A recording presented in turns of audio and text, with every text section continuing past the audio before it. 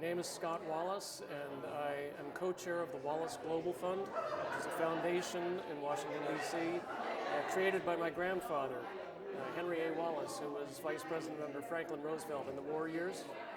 And we work on women's rights and empowerment, and on democracy and climate change all around the world. Great. And tell me a little bit about your mother and how she grew to be an activist in the FGMC movement.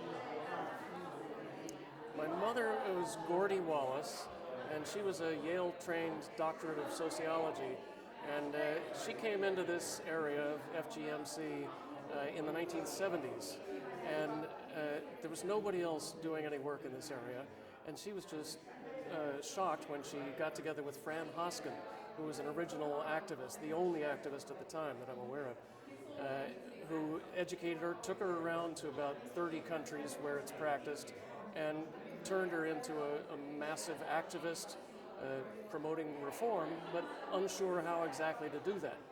So it was a period of experimentation with no precedent at the time. And tell me how that inspired the Wallace Global Fund to enter this arena as well. Well, she inspired us.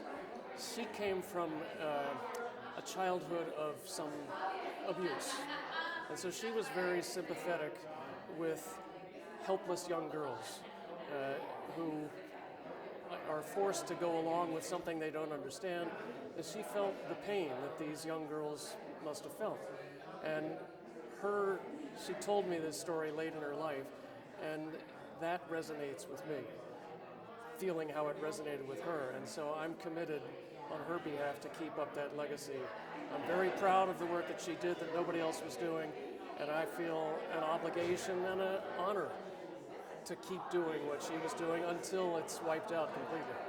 And what is the Wallace Global Fund specifically doing to end FGMC? Well, we support groups on the ground in FGM prevalent countries in West Africa, East Africa, and increasingly in the Middle East and Asia that are trying to change communities and change the role of women.